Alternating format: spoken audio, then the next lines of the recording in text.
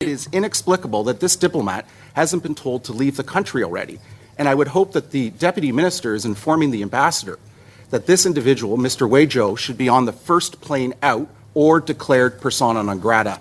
And I think that that is the only course of action here, because if we do not take that course of action, Minister, we are basically putting up a giant billboard for all authoritarian states around the world that says we are open for foreign interference threat activities on Canadian soil, targeting Canadian citizens, and you can conduct these activities with zero consequences.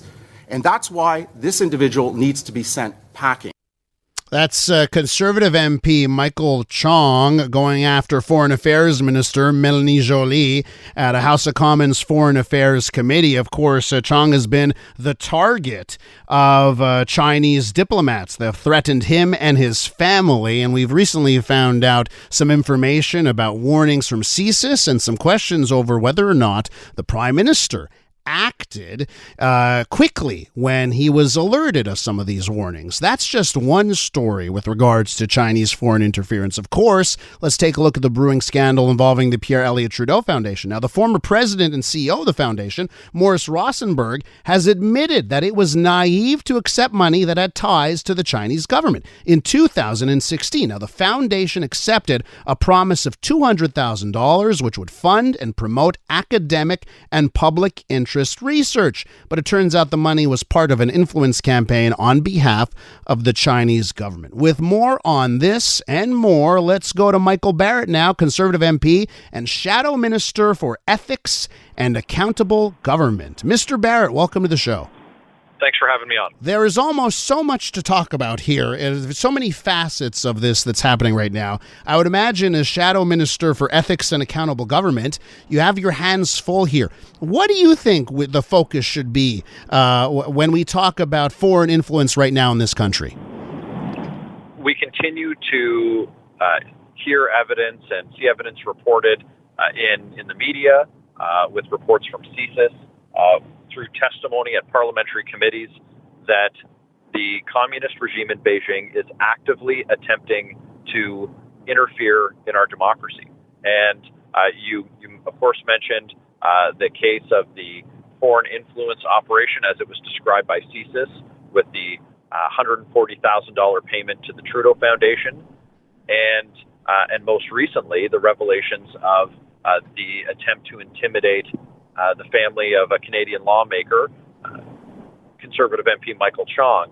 And I think that's probably where I'd zero in, because while we see these effects, and we're talking a lot about the effects on Parliament Hill, and we talk about what's happening at the Trudeau Foundation, it's the Chinese diaspora community, people of Chinese descent living in Canada, who experience on a daily basis the types of intimidation and harassment that has now been targeted at MP Chong's family. And that's why it's so critical that we get straight answers from the government on things like these Beijing-run police stations that have been found in Montreal and Toronto and Vancouver, and get to the bottom of who's orchestrating them. And if it's someone working on behalf of the communist regime, if it's a diplomat, in this case, the case of Mr. Chong working out of Toronto, well, they need to be expelled from the country.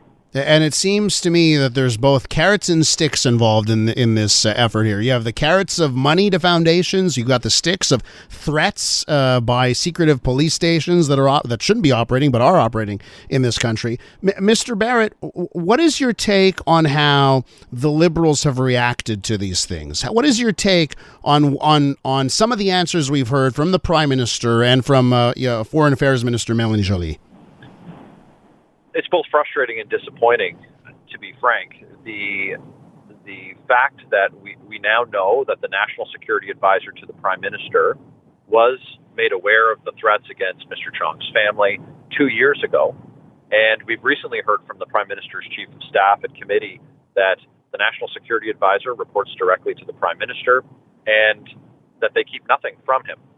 And so for the Prime Minister last week to say that, it was news to him is a bit incredible, but now the Prime Minister's known for a week, and in that week, there's been efforts by Liberal members to attempt to discredit Mr. Chong.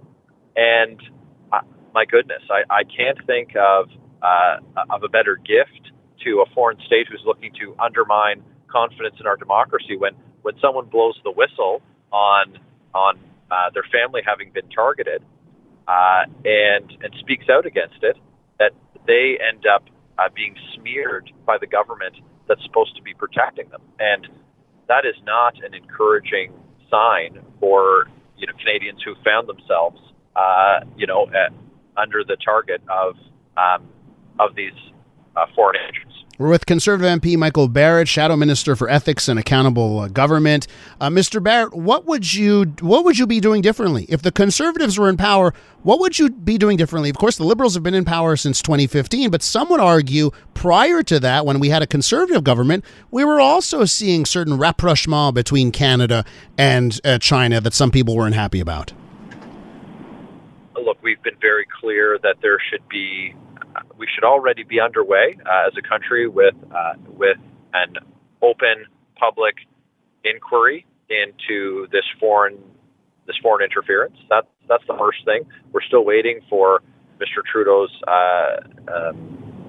his hand-picked man to pronounce on whether there should be one. I'll note that the individual he asked to serve and advise him on this is an individual of good character, Mr. David Johnston, the former Governor General, but he also happens to be a former Trudeau Foundation board member. So it leaves us, continuing our calls to the government to just launch the public inquiry. That's the first thing, and then specifically on the issue of the case of Mr. Chong and the intimidation against his family.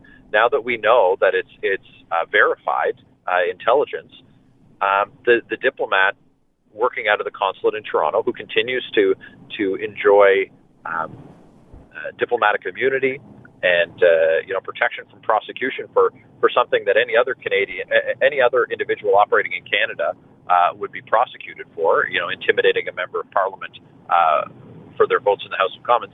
They need to be expelled from the country or declared persona non grata, and then we need to accept whatever the